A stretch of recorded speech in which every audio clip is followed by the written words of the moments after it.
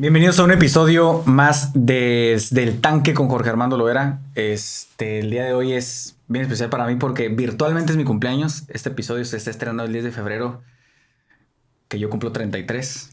Y qué mejor que celebrarlo con mi amigo, mi compadre y una persona que aprecio, respeto y admiro mucho, el doctor Juan Antonio Aro Villaescusa. ¿Cómo está, compita? Compadre, un gustazo estar aquí contigo. Al contrario, qué gusto que andes por acá. Y nada, dije, qué mejor que celebrar no solo un año del podcast, sino también mi cumpleaños, que con una persona que tiene una trayectoria bien interesante en la educación, en la política, en la mercadotecnia, que mi compadre Juan. ¿Quién es mi compadre Juan? Platícanos un poquito de ti primero que nada y antes que todo. Bueno, pues gracias. Gracias, mi George, por invitarnos a tu espacio. Felicidades adelantadas. No, ya bueno, acuérdate que ya estoy. Felicidades por tu cumpleaños, mi amigo. ¿Esperas que lo disfrute mucho hoy? Así, pásatela súper bien. Bien, ¿quién soy? La verdad es que de repente no me gusta hablar mucho de los logros y los estudios. El hecho de echarte flores tú mismo, ¿no? Pero a veces, cuando te lo piden, pues hacemos el esfuerzo. Bien, ¿qué soy? Vamos a hablar del tema profesional. Me he dedicado a la consultoría política por varios años, asesorando a candidatos, asesorando algunos temas de partido, campañas sobre todo. Y mi fuerte durante muchos años ha sido el tema de la investigación. La investigación en temas de comunicación política. Al mismo tiempo, otra de mis grandes pasiones, yo tengo dos áreas importantes en mi tema profesional, en mi vida profesional. Uno es el tema de la política, la comunicación política, la mercadotecnia política, y el otro tema es el tema educativo, ¿no? Me dedico a la educación, tengo un doctorado en innovación y gestión educativa, una maestría en educación también, y estoy terminando en estos momentos una maestría en comunicación política y gobernanza en la Universidad de George Washington. Muy interesante y todo esto me ha permitido tener una visión muy campechaneada entre los dos ámbitos, ¿no? Entre el tema educativo, que tiene que ver con las personas, la psicología, el tema de la formación, y el tema de la política, que también tiene que ver, ¿no? Entonces, pareciera que no, dices, bueno, educación y comunicación política, pero no, los dos parten de la misma materia prima, que es las personas, ¿no? Cómo piensan, cómo aprenden, ¿no? ¿Por qué opinan lo que opinan? Y este principio me ha llevado a tener una visión muy peculiar de la política y de la educación. Entonces, en grandes rasgos, ese es el tema en el que me he desempeñado los últimos años, mi George. Y bueno, un apasionado por la comunicación, por la mercadotecnia, por la vida sobre todo.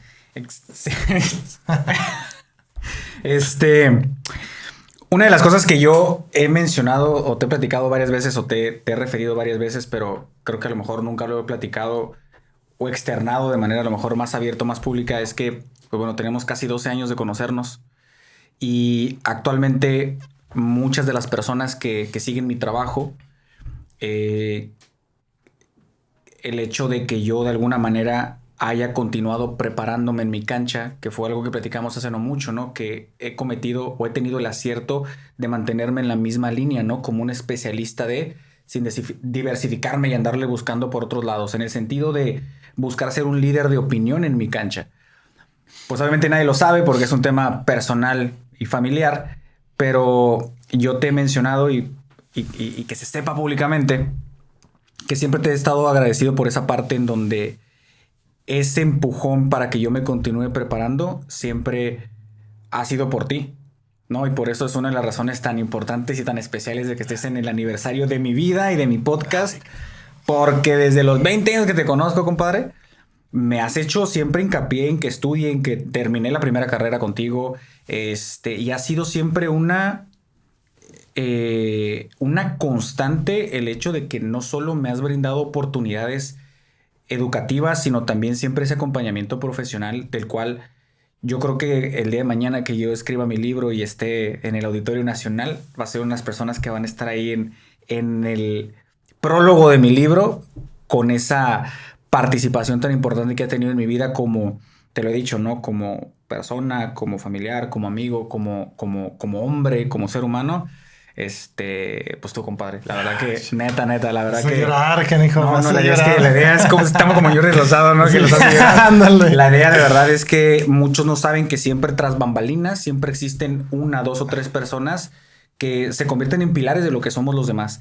Y la verdad es que independientemente de que yo he sentido siempre que tengo madera para tal o tal cosa, siempre hay manos atrás de que ayudan a darle forma a otras personas. Y tú como educador, pues lo sabes perfectamente. Y en mi caso quiero aprovechar este espacio para agradecerte todo lo que ha sido ejemplo y testimonio para mí como profesionista, como hombre, como padre, como ser humano, porque de verdad nunca has quitado el dedo en el renglón. Y además de eso, pues me has tenido toda la fe y toda la confianza para ser parte de proyectos a lo largo de esta, vaya, ya relación de 12 años que tenemos. Actualmente estamos trabajando tú y yo en un proyecto al que me invitaste para el Instituto Municipal y Participación. Instituto Municipal de Participación, Ciudadana. Me ha tocado colaborar en investigaciones contigo en grupos de enfoque para un candidato en su momento. Y vaya, otros proyectos en los que te he aprendido un montón. Y bueno, buena parte de lo que hoy en día soy como profesionista, pues es gracias a tu acompañamiento y a tu ejemplo, compadre. Es gracias al esfuerzo y perseverancia que has tenido, mi amigo, mi compadre. Sí, mira, George, gracias por el reconocimiento. La verdad es que se siente bonito, ¿no? Que te digan, que lo reconozcas, pero pues hay cosas en la vida que nadie puede hacer por ti. Entonces realmente el reconocimiento es a tu perseverancia, a tu dedicación. Tú sabes, nos hemos llevado bien siempre. Y pues el talento que yo veía en ti, pues es evidente. Yo creo que lo afloras y la gente se da cuenta. Entonces nada más era cuestión de que te la creyeras. De que me la creyera y bien me decía mi compadre que yo le decía, bueno, es que estamos en un México de papel. Me acuerdo que cuando yo te respingaba mucho sobre el tema de la estudiada, sí. Porque yo en ese entonces estaba joven, tenía buenos ingresos, siempre me he dedicado al nivel a la comercialización de manera profesional en grandes empresas. Yo decía, pues no ocupo estudiar, claro, o no ocupo continuar. Y por encima de un México de papel, me acuerdo mucho que me dijiste en algún momento que terminar una carrera iba más allá del papel, era un síntoma de voluntad de quien estudiaba. Quien decía, me voy a aventar 3 años, 4 años, 5 años, 6 años, denotaba muchas habilidades o muchas competencias, no solo era entregar un papel. Y ciertamente aprendí muchísimo y no quité el dedo en renglón. Afortunadamente ahorita prácticamente terminé mi segunda carrera con ustedes, hice varias certificaciones nacionales, me integro. Para este punto ya debería estar en el MBA con ustedes también. Entonces, cosas que han sido, la verdad, lo he entendido a través del ejemplo, lo cual es bien importante, ¿no? Dicho eso, el tema del que vamos a hablar el día de hoy, que es un popurrí de todo, compadre, vamos a tratar de dividirlo en 3 líneas de contenido que me gustaría aterrizar. La primera, mercadotecnia. La segunda, educación. Y la tercera, en el tema político, cómo pueden estas premisas del marketing político beneficiar a los emprendedores actuales, ¿no? Me voy a regresar primero al apartado de educación. Tú, con toda la experiencia que tienes como educador, sabes perfectamente que me dedico a incubar modelos de emprendimiento porque naturalmente es parte de mi aportación social para crear y desarrollar empresarios que son mi modelo de negocio. La responsabilidad social de la consultoría empresarial son los emprendedores como semillero de talento. Sin embargo, ahorita más de la mitad de la fuerza laboral son jóvenes de la generación llamada X. XZ. Quedan no sé ni qué generaciones. Millennials más o menos. Sí. Que traen características que no se habían visto jamás y complejidades que no se habían visto al grado de que se están empezando a generar cursos, talleres, etcétera, para aprender a contratarlos y a lidiarlos hasta cierto punto, porque buscan pertenecer a proyectos que que tengan como que les den sentido de pertenencia. Traen ahorita una serie de necesidades bien difíciles de detectar. Ejemplo, la vieja escuela buscaban un sueldo seguro, prestaciones, estabilidad, carrera profesional, pero ahorita realmente te encuentras de todo. ¿cómo ves a esta nueva generación en cuanto a que son los que van a tomar la batuta del emprendimiento? ¿Cuáles consideras que son como que los pros y los contras a los que se van a enfrentar esta nueva generación, que de entrada son nativos digitales y que por ese acceso a la información, creo desde mi perspectiva, que sienten que le pueden restar valor a la educación por esa facilidad que tienen de accesar a la información? Sí, es un tema súper interesante y polémico, George, porque grandes empresarios, personajes reconocidos a nivel nacional e internacional, han hablado incluso de que la educación formal no es necesaria. La información está en todas partes y está el acceso a todo el mundo, ¿no? Y es algo con lo que yo no coincido. Yo creo que la educación formal es un gran baluarte de la humanidad. Y te voy a decir por qué.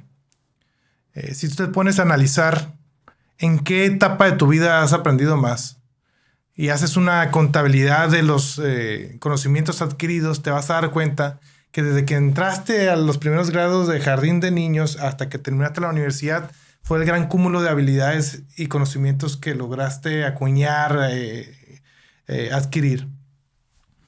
Y posterior a eso, creemos que ya lo sabemos y que estamos listos para poder ser exitosos. Pero la realidad es que el ser humano nunca deja de aprender.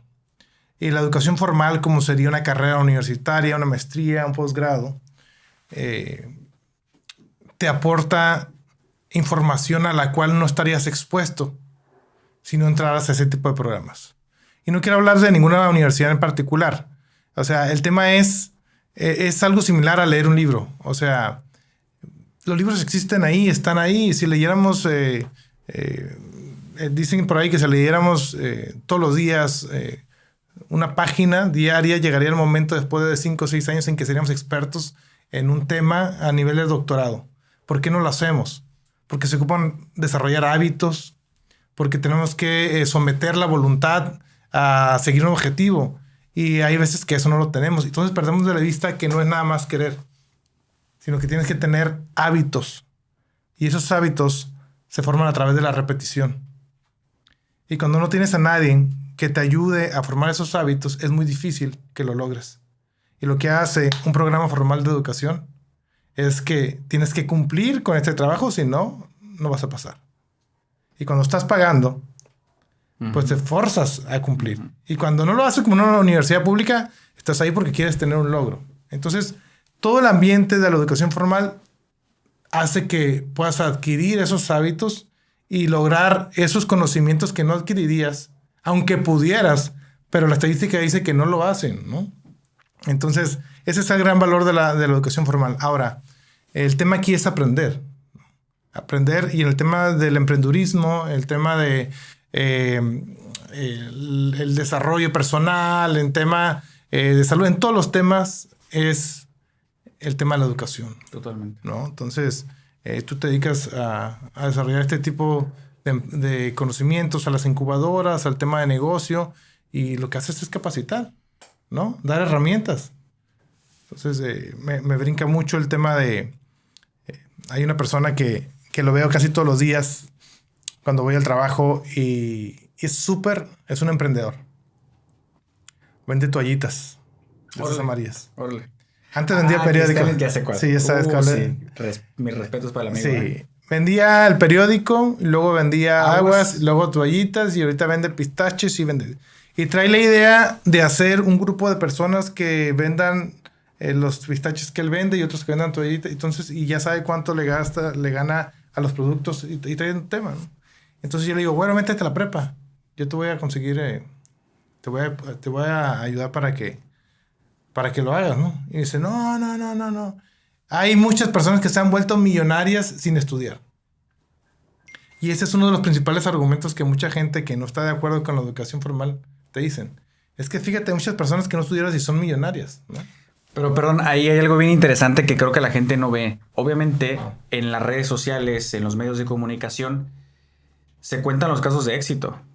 Nadie publica una historia y dice, tengo 2 años sin trabajar porque no estudié. Nadie publica, no puedo subir de puesto porque no quise entrar a la licenciatura o a la maestría. publican los casos de éxito que suenan muchos, pero lo que pasa es que no se publican con orgullo los fracasos. Es un tema, está sesgado el contenido que ven personas como este amigo que lo ubicamos perfectamente. Y aquí hay algo bien interesante. Una premisa del aprendizaje es que es consecuencia de la repetición. ¿Sí? El aprendizaje es consecuencia de la repetición. Y yo, por ejemplo, que me dedico a las capacitaciones, tengo dos maneras donde yo creo que me he vuelto más fino. Estudiando y enseñando. El que enseña aprende dos veces. Sí. Y en la repetición he afinado mucho más mi speech. Y es una prueba de que naturalmente la escuela es un proceso de repetición, de hábitos, de metodologías, de valores, etcétera, etcétera, etcétera. Otra cosa que creo que no se tiene, a mí me vuela a la cabeza la frase de Derek Book que dice: si usted cree que la educación es cara, debería probar con la ignorancia. Creo que no hay cosa más costosa que el ignorar en cualquier ámbito. Creo que es la factura más cara que pagamos como sociedad, etcétera, etcétera. Y la tercera que no ven estas nuevas generaciones que están tomando la batuta del emprendimiento es que ahorita, y es un estudio real, sí es importante el conocimiento técnico, mucho más a veces el práctico, pero ahorita las empresas están buscando mucho habilidades blandas. Okay. Y las habilidades blandas no se dan en Google, ni en Wikipedia, ni en las redes sociales. Se dan en un entorno de participación como la escuela. Buscan ese tipo de características de empatía, de liderazgo, de trabajo en equipo, de soft skills, claro, de team building, etcétera, etcétera. Entonces, tú te das cuenta que las empresas buscan líderes que generen líderes o que generen el famoso tema de metaliderazgo, cultura organizacional. Y aquí meto este tema porque una persona que admiro dice que fue director de toda la parte de Sudamérica de PepsiCo, etcétera, etcétera. Hace una referencia de Peter Drucker, que es el padre de la administración moderna, que decía que la cultura organizacional se come en el desayuno la estrategia. Es decir, una excelente estrategia de negocios en una mala cultura organizacional se diluye. Y una estrategia no tan buena en una buena cultura organizacional se mejora y se implementa. Dicho eso, las empresas están buscando gente con habilidades sociales que solo se forman en ese tipo de contextos. Aquí la pregunta es: ¿por qué desde tu perspectiva de macroentorno como investigador que también eres, crees que las empresas están migrando a capital humano con habilidades blandas? No solo las empresas, sino también el emprendimiento está migrando a que necesitan emprendedores de habilidades blandas, que humanicen sus marcas, no que se vuelva ese intercambio mercenario de te quiero vender, sino un tema de servicio personalizado, cuánta cosa. ¿Qué crees que está pasando en ese entorno? ¿Y por qué crees que no lo está terminando de captar la generación a pesar de que es algo tan tácito? Fíjate, considero que ese fenómeno tiene que ver con los cambios que está surgiendo la sociedad, que están surgiendo en la sociedad. Desde el tema de la pandemia, que es un temota y que ha tocado de manera muy especial a la juventud. Nos toca verlo todos los días en las escuelas.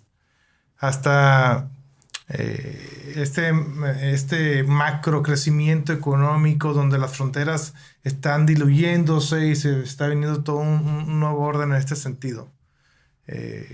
Hay una carencia de pertenencia, hay un tema de falta de querer trascender en una empresa, ¿no?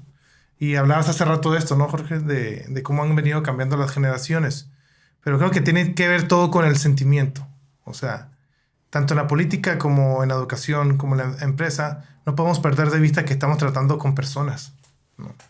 Y la libertad en las personas se ha dado cada vez más. Las nuevas generaciones han tenido la libertad desde pequeños en sus hogares de poder relacionarse con sus padres de otras formas, ¿no? Que no tenían la oportunidad antes, los hijos de antaño. Entonces, ha creado adultos, jóvenes, más sensibles, en donde priorizan su estado de ánimo, donde priorizan sus relaciones, si están a gusto o no están a gusto. Pero también considero, sin no tener ningún sustento en algún documento, que también, por otro lado, el egoísmo se ha fomentado. El narcisismo, ¿no? Sí, el narcisismo en donde no tienes por qué dar nada si no recibes nada a cambio, ¿no? Entonces, es un tema complejo, pero tiene que ver con los sentimientos. Tiene que ver con que las personas hagan sentir bien a otras personas, que haya reconocimiento. Dicen por ahí que el reconocimiento tiene un gran valor, ¿no? Las personas son dispuestas a morir por el reconocimiento y es parte del tema de los equipos de alto rendimiento, ¿no? Y de que funcionen las empresas con sus equipos de alto rendimiento. Entonces, para ser muy concreto, Jorge, creo que tiene que ver con esto, con las emociones, los sentimientos, así como una política, el político que no ve las emociones como un motor para poder generar cambios, es lo mismo que está sucediendo en las empresas. Y fíjate, algo bien interesante que me toca ver es en las empresas de mis clientes, cuando coordino procesos de reclutamiento para poder formar equipos de alto rendimiento, que son los que me toca capacitar, hay una diferencia bien grande entre lo que busca y pide una generación y otra. La generación de la vieja guardia llega y su carta de presentación es ¿qué ofrezco? Y la generación más joven, la carta de presentación es ¿qué me ofreces? Y ya te digo qué estoy dispuesto a hacer. Es impresionante cómo se han invertido esos papeles, ¿eh? Es qué hay, qué me ofreces y luego qué estoy dispuesto a hacer, ¿no? Primera. Segunda, yo creo que el tema del narcisismo o el tema del egoísmo tiene mucho que ver con con este fenómeno de redes sociales en donde cada vez, al haber menos interacción entre las personas, pues naturalmente generas menos ese tema de empatía, todo ese tema, ¿no? Y tercera, en mi opinión, creo que, y lo he mencionado varias veces en los podcasts, creo que está sobrevalorada la motivación. En el sentido práctico de que, y lo menciono mucho con los emprendedores, me dicen, es que no estoy motivado, ¿no? Es que no se trata de estar motivado, se trata de hacer lo que hay que hacer, como si te encantara hacerlo. Porque es un tema de disciplina y es un tema de voluntad, y la voluntad siempre vence al talento. Entonces, si tú te esperas para estar motivado, yo pongo un ejemplo. O sea, yo no me desperté motivado. Pero yo creo que nadie realmente se despierta como esta película que nos hacen ver románticamente del emprendimiento, donde te levantas a las 10 de la mañana, te tomas el café con la luz del sol. Eso no pasa. No te levantas a las 10 de la mañana, no tienes libertad financiera, no tienes libertad de tiempo, es mentira. Sí.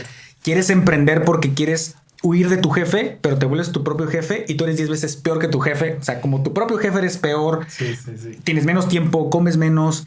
Se ha romantizado tanto esta película y se le ha dado tanto valor a la motivación que estamos creando generaciones que sean únicamente reactivas a un estímulo.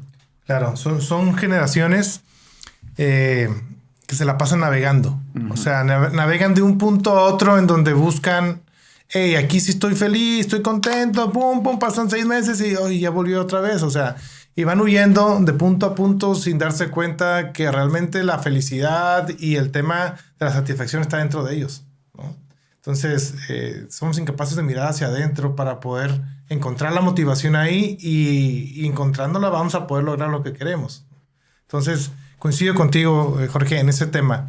Y luego es un tema tan amplio y tiene tantas aristas que no me atrevería a decir que está mal en todos los sentidos. Porque a juzgarlo de ese modo, porque es como juzgar que lo que nosotros vivimos estaba mal. O sea, y porque, o sea, estamos siendo parte de esta realidad también, pero ahora desde otro punto de la cancha. Es simplemente la realidad que estamos viviendo. Ese es el punto. O sea, decirle mal o bien me exentaría de hacerlo y diría, es lo que está pasando, ¿no? Es la realidad. ¿Qué vamos a hacer con esta realidad? ¿Qué va a pasar? Tú lo dijiste hace rato, ellos van a ser los que van a construir la industria y los comercios y van a ser los emprendedores. Pues en la calidad de personas que tengamos será la calidad de humanidad que tengamos, ¿no? La formación que tengan, la disposición, la entrega y la disposición a ayudar a otros. Y mira, y digo, en mi caso, como consultor empresarial, son los próximos empresarios. Y el punto está que por un lado, en la parte positiva, van a ser empresarios muy orientados a la innovación, muy orientados al tema de proyectos de aportación social, muy orientados al tema de la inclusión en aspectos como, esas cuestiones de racismo, o sea, esas mucha más apertura, muy orientados al tema del dinamismo, la energía, cosas así, obviamente el acceso a la información, pero con un área de oportunidad. Digo, yo no conozco ningún empresario, o sea, yo creo más bien que con lo romantizada que está la motivación, hoy en día los empresarios no pudieran existir. O sea, no conozco ningún empresario que colgado de la motivación subsista, porque si algo no es motivante es levantar una empresa. O sea, es no problemática, pero es un reto tras reto tras reto. Es una friega. Es una friega. Entonces, es quemarte ahí, es quemarte tus naves en esto, ¿no? Nunca veo a mis clientes altamente motivados. Los veo altamente comprometidos.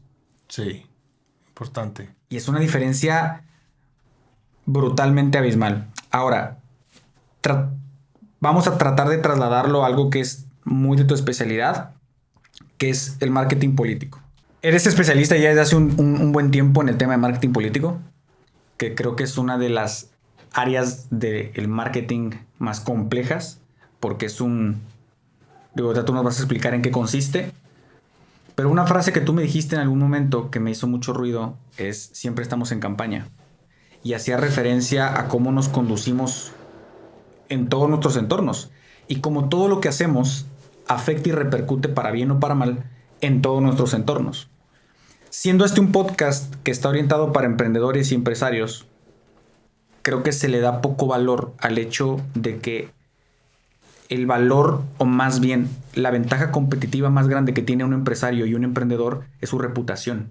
Así es. Es su reputación. Es intangible, es invaluable y es sostenible cuando se cuida.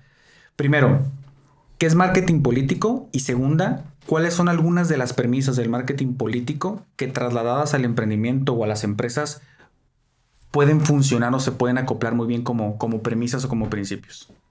Sí, mira. En mi profesión yo no veo el marketing político sin la comunicación política. Y hay veces que hay un debate entre si es marketing político o es comunicación política. Y yo creo que son dos hermanitas que van siempre de la mano. Por ende, en el tema de las campañas electorales y el asesoramiento a candidatos, las dos partes son esenciales.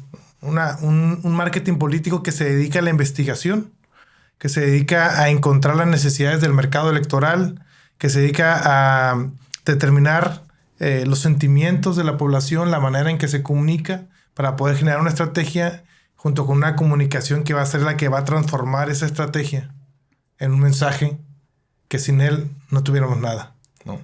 Entonces, en este binomio, creo que se logran muchas cosas. Esa es la clave del éxito en la política. En mi experiencia, George, creo que las personas, como dirías tú, la reputación de las personas es el 51% del éxito en una campaña.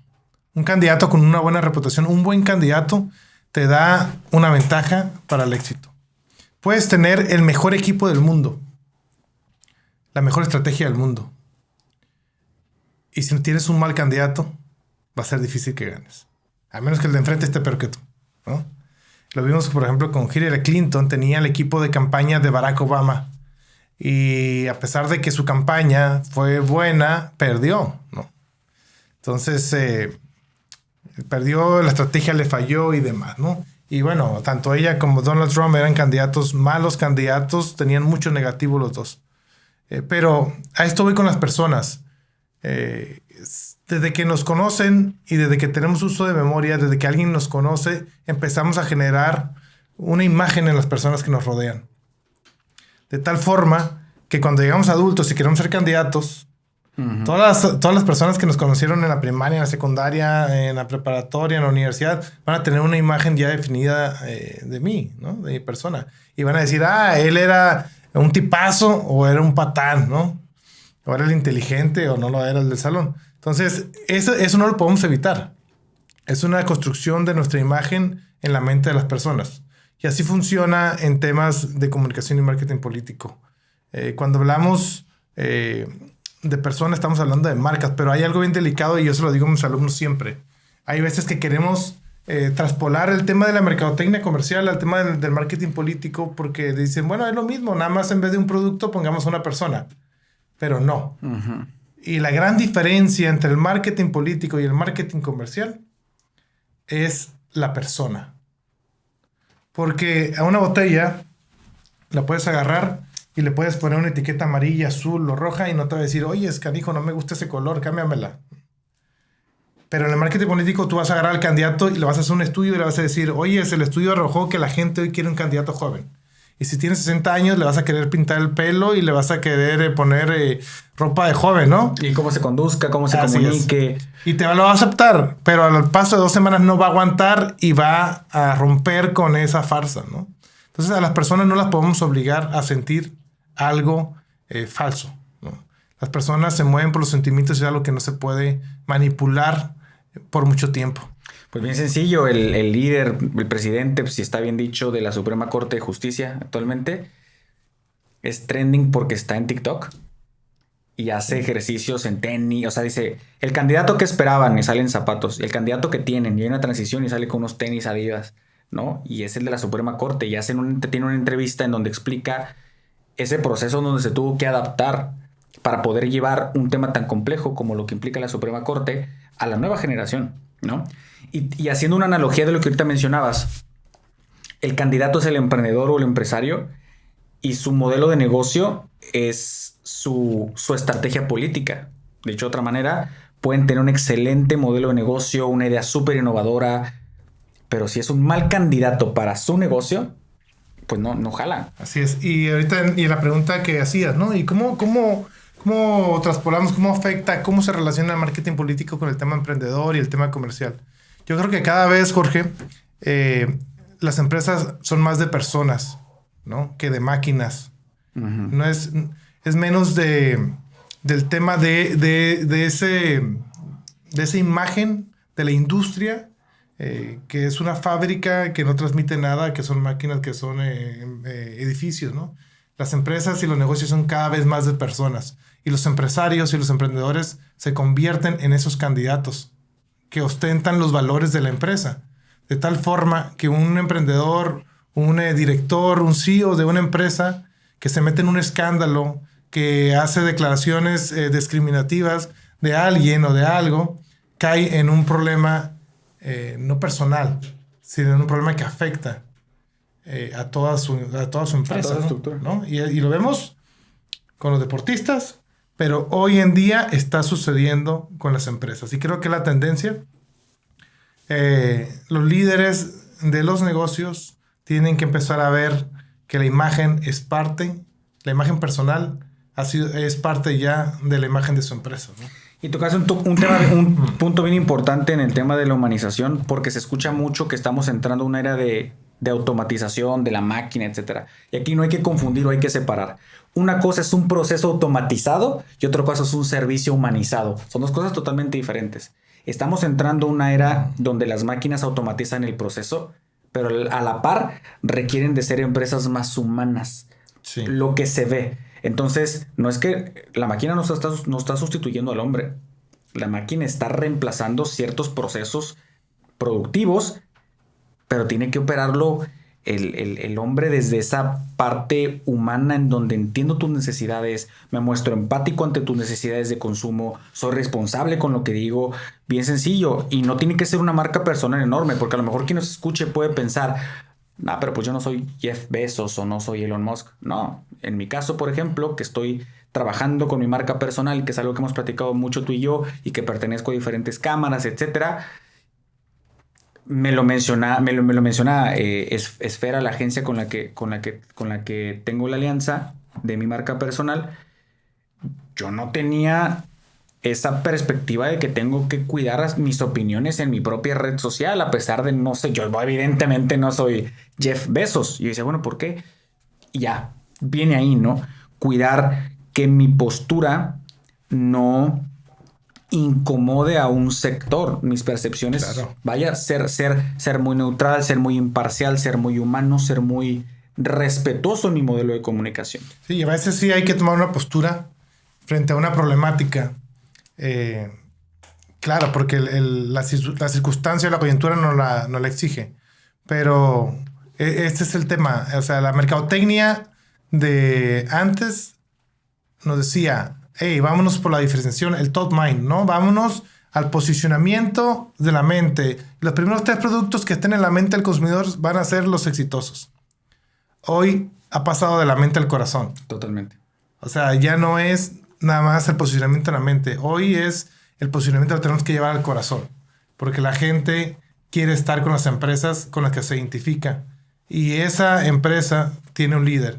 Y si ese líder tiene valores que van en contra de lo que yo quiero, no voy a ir a comprarle aunque sea el mejor producto.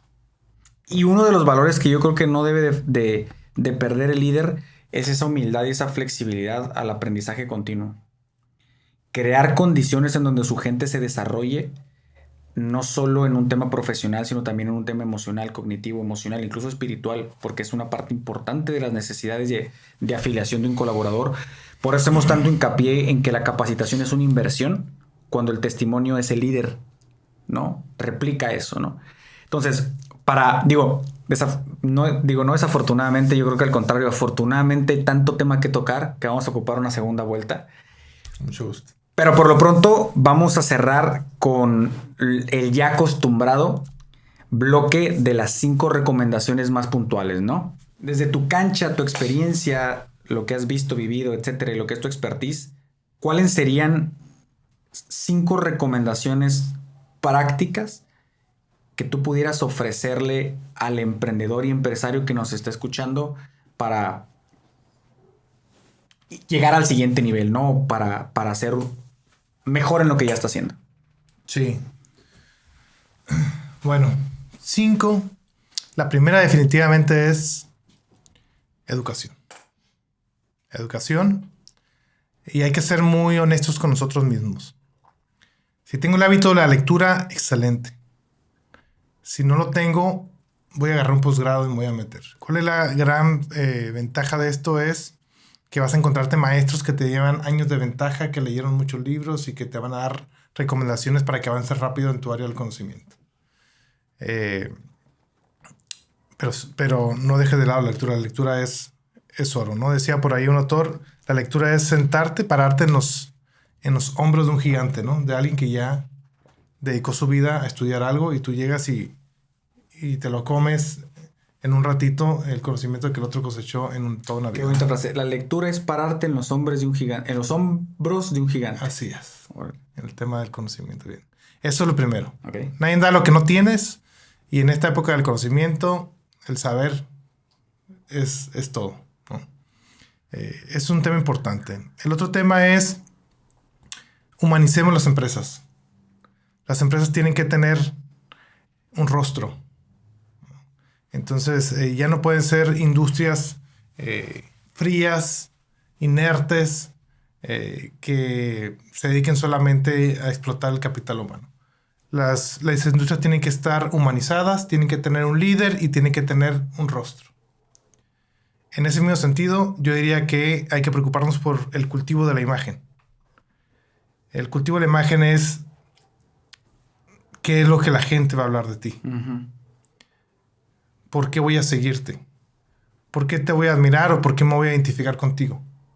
Hay que cultivar la imagen, ¿no? Hay que hacer obras buenas, hay que buscar empatarme con mi mercado desde un punto de vista humano. Y junto con esto, tenemos que cuidar nuestra reputación. Es muy común que digan, a mí no me importa lo que digan los demás de mí. Yo soy feliz como soy y no me importa. Pero cruelmente, tanto en la política como en el tema de la imagen pública, esto no funciona así. Uh-huh. Nos juzgan y nos compran o no por lo que somos. Okay. Entonces, la imagen y la reputación es lo más importante que tiene cualquier personaje público. Y se construye en toda una vida, pero se puede perder en un minuto. ¿Cuánto llevó? Pues pudiéramos decir que ya son 5 porque fueron 3 muy amplios. Pero mira, yo creo que ahí se abarca el tema. Ahí se abarca el tema, George. Humanicemos las empresas y busquemos crear reputaciones de éxito. Yo creo que es mucho más que suficiente y sería lo ideal que quien nos escuche en este episodio se queden con esos puntos que creo que son puntas de lanza, ¿no? De ese desarrollo profesional, empresarial, cultural, estructural dentro de sus modelos de negocio. No me queda nada más que agradecerte, compadre, por haber estado conmigo el día de hoy. La verdad que... honrado por tu invitación. Cátedra, compadre. Espero que haya una segunda vuelta donde hablemos más a fondo de estrategias de marketing. Creo que esto es la antesala de un tema que puede dar para mucho, mucho más. Agradecerte y pues no se lo pierdan, 10 de febrero, día de mi cumpleaños, o sea, hoy. Jorge Armando desde el Tanque. Muchas gracias, compadre. A ti, compadre. Mucho éxito y feliz cumpleaños. Muchas gracias. Gracias.